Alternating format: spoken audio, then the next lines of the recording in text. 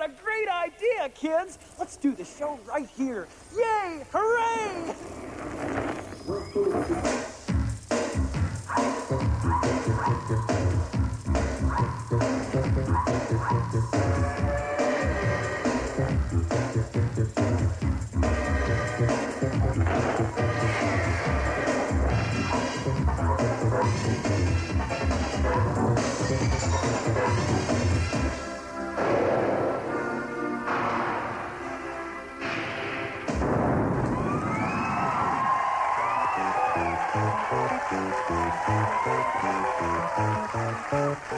Isn't it great? Ha! Isn't it fine? Woo! This is like opening a Beaujolais wine. It's a new show. It's a new show. It's like a beautiful dawn or the roses you've sent in. An old camembert that's still fermenting. It's a new show. It's a new show. So put on your smiling faces. Let's kick the traces and hit the world in the eye. You may be lonely or single or suffer from shingles, but I'll make you smile by and by. Yeah! Middle East might be sick of its wars. They might have alopecia or be covered in sores, but tell them it's a new show. It's a new show. Ladies and gentlemen, I've just got to tell you, it's great to be back. Yeah, because you may be 60, you may be 16, you may have a limp or a ruptured spleen, but it's a new show. It's a new show. You know you may be in traction, you might be in jail, you might be translating War and Peace into Braille, but it's a new show. Sorry, it's a new show. You know I'm so happy tonight. I want to win. I want to love. I want to dance. But mighty, most of all, I want to sing some more. You may be agoraphobic or claustrophobic. You may have some small paralysis. You might sleep on a bench. You might even be French. But you won't catch me taking the pip. You might have come up in an embarrassing rash. You might have lost both legs in a crash. But it's a new show. It's a new show. Oh, yeah, I'm full of emotion. I can't wait to go. My tear ducts are bursting. I'm ready to flow for this new show. Yes, my new show. It's my new show.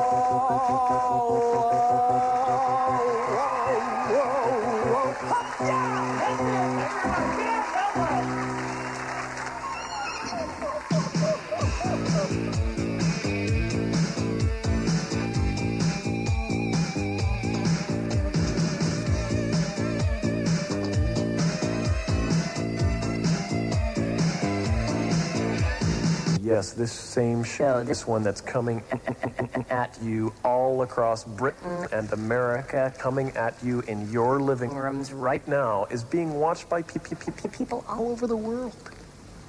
You know, it gives me the most beautiful sense of oneness. And international unity, too. When I think how I am bringing together those two great peoples with their common history and sitting them on the same transatlantic sofa to enjoy at this very minute the same identical show. It's wonderful. How will your plans go for world domination?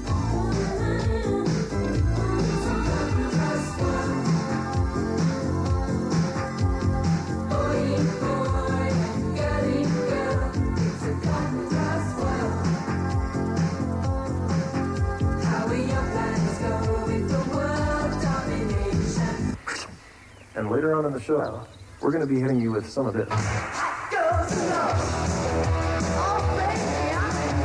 Perhaps a generous helping of this. So how strips me old macabre old sparrow? And how about a little tasty smidgen of this? Whoever's total of this. A green frog and a tin shark. Now, am I here? Or there? You know, it's so lonely being a STAR, yes, star, and I think of you all watching ME, and I'm up here alone on Mount Olympus. Zeus, Headroom, Zeus, Headroom, Zeus. Nope, I won't take it anymore. I have to see my public. Come amongst them. Feel them around me. Feel their warmth. No. Don't kneel. I want to know you. To be intimate. Oh, example of ordinariness. Hello, sir. Hi. Aloha. Interesting reply. Have you been to Hawaii? What's your name, sir? Roger. Why are you speaking that way with your lips? Have you had an accident with an elevator door? You are truly Theodore theatrical. Okay, next. What's your name? Me? Next. Sir, what's your name? Larry. Larry. Larry, you are truly a sex pot. Next. Oh, you? Sir, you. You are a man with real style. Does the lady in your life choose your clothes? No. Have you ever thought of asking her to? You ever thought of begging her to? No. Have you ever seen yourself on television before? Nope. Now you know why.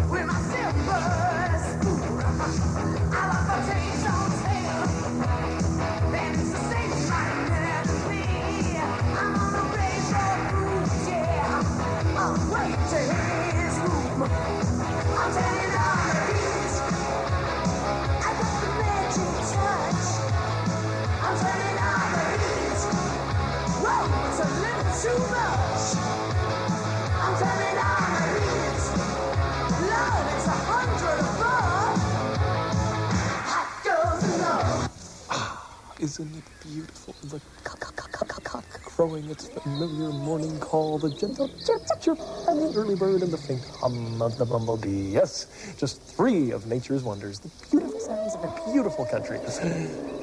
Another time, maybe, because this week I'm in Italy. Yes, Italy, land of music. And how they love tourists here. If you stay long enough, they make you prime minister. And where can you go to really experience the peace and serenity of Italy? That's right. Moscow. But no, I'm here in the heart of Italy itself. Where else but in Rome? Rome. City of Romans and Romani and Romanesness. Antiques and antiquity-ness. Images and imagery-ness. Where every day people call up from miles away complaining about the noise of the traffic. But who cares what the Germans think anyway? Yeah, Italy. Who was it that called Italy a nation of superb drivers? No, I don't know either. I see them more as a nation of Ferrari drivers trapped inside Fiats. And now, we come to the Wasting Money Award. As you know, every year the Society makes its own special award for what it considers to be the most expensive and pointless short piece of television. So, let's see the nominations, shall we?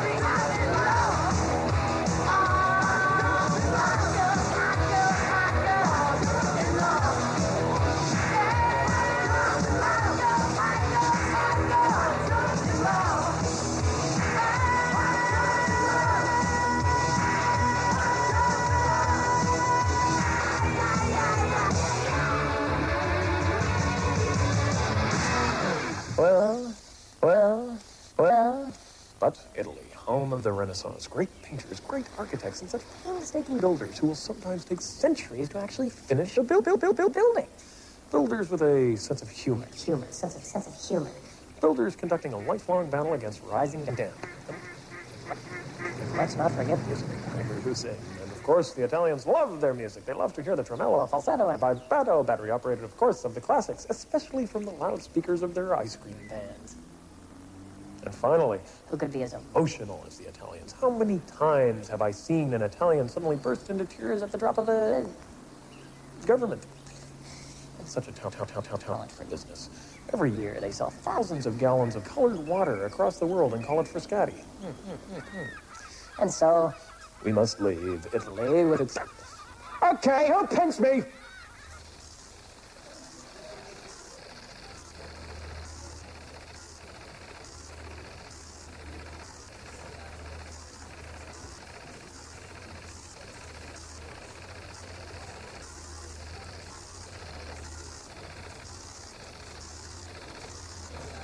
Unmistakable. Isn't it?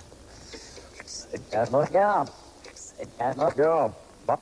Buy compact disc.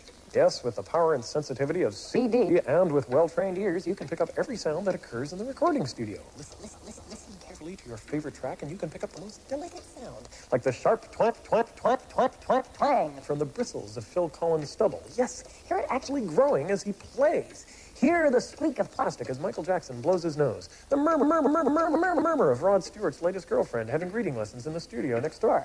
Yes.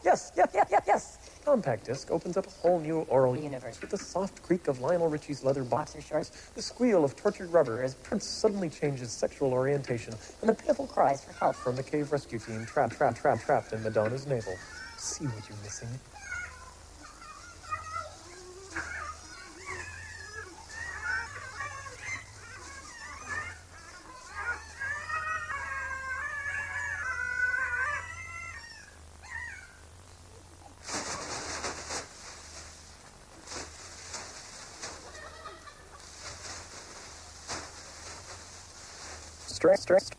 Strange as it may seem, I suddenly feel quaintly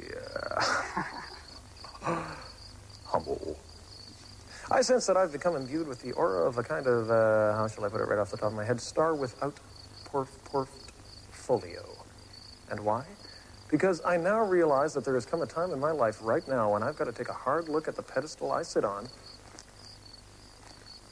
make a very generous gesture, move over a bit, and let someone else clamber up and sit. Yes, just below me. Ladies and gentlemen, Michael, my friends call me Sugar, Caine. Can you hear me down there, Mike? Yes, I can. There you are. Great. You know, I like to make people feel at home, Mike. So, now then, seriously, how can I help you? Fire away. What do you want to ask me? How do you comb your hair?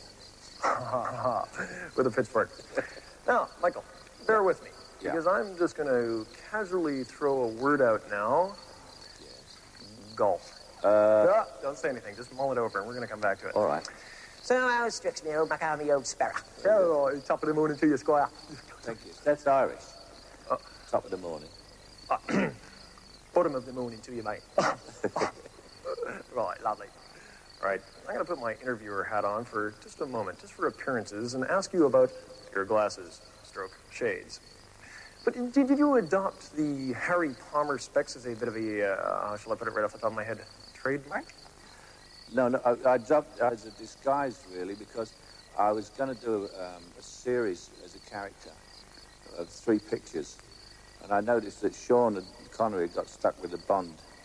So instead of letting my own face be the character, I put the glasses on, and when I wasn't playing them, I took them off. Shrewd, huh? That's interesting. Kind of acting by proxy. So you just sort of mailed your glasses in and Let them do it. That's good. So did the glasses get paid? Yeah, very well. Very well. Incognito. I like having a bus between me and my audience. And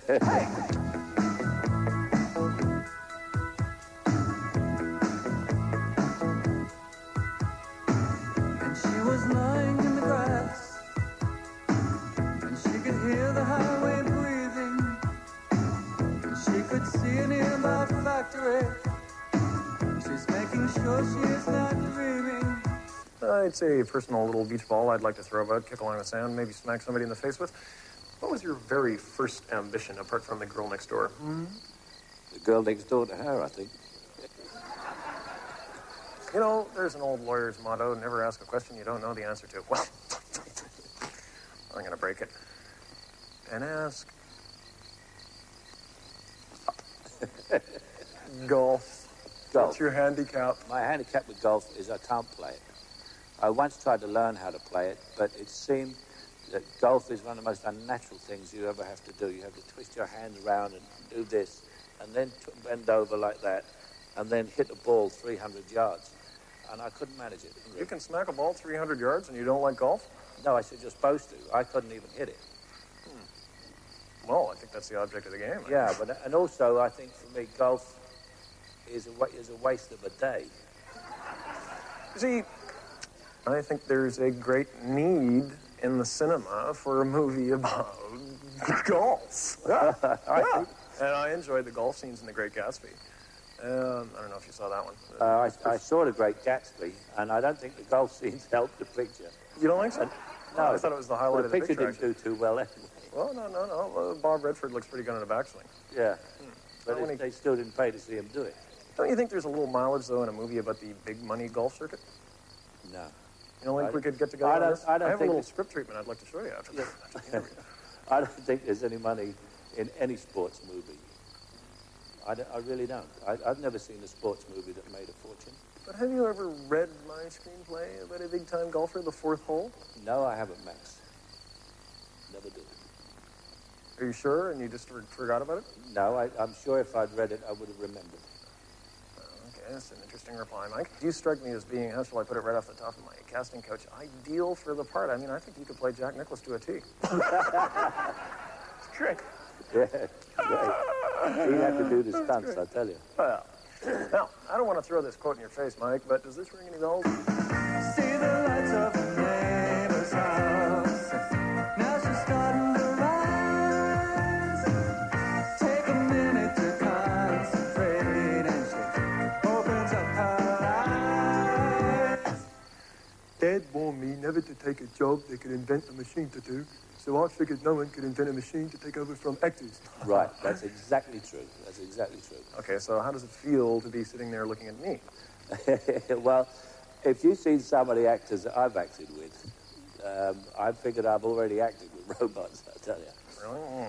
And also, actually, in actual fact, two of the biggest box office successes in the world starred a green frog and a tin shark. Green frog and a tin shark. Yes. Now, let's see. That first one was War and Peace. And Yes. the second one was... The other one was Lowering Depths. Who's this? I ain't too good at being noble, but it don't take a fool to see that the problems of three little people ain't worth a hill of baked beans in this crazy world. Who's that? Humphrey Bogart. I thought it was Jerry Lewis. You have said, though, that Humphrey Bogart is, well, maybe a little bit of a hero for you? Yep, definitely. Humphrey Bogart was one of my early heroes. Michael, you're my hero. And I want to thank you a lot for coming along. It's been great. Michael Caine! All right. Thank you. Thank you, Matt. Thank you. Thanks very much. Fantastic.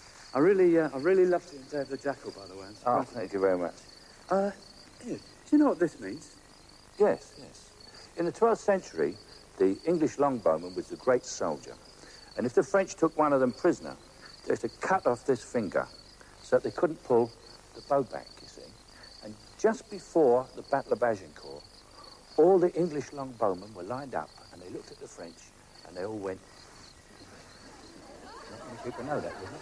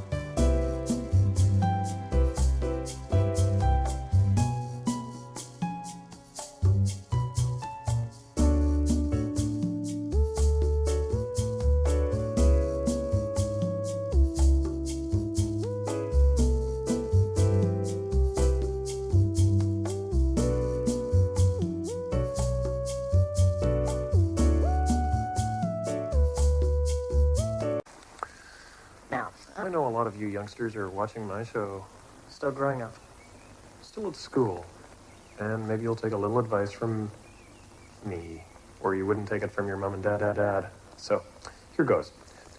A few important words. When you start to get interested in the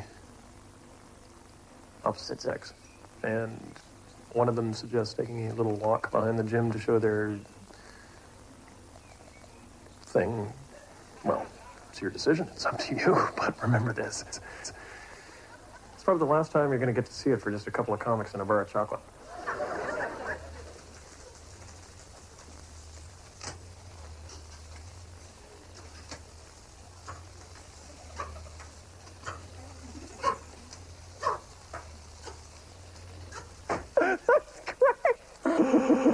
I'm going to tell you this.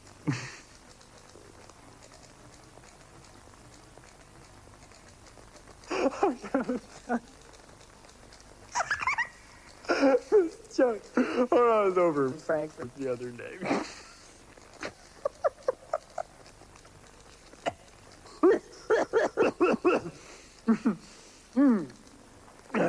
Okay. In Deutschland wird einmal von 15 Minuten von einem Autofahrer und hat satt. I'm gone. Roll something. I'm gone. I'm gone. Gone. That's great. That's great. Oh, God. Oh, over for her.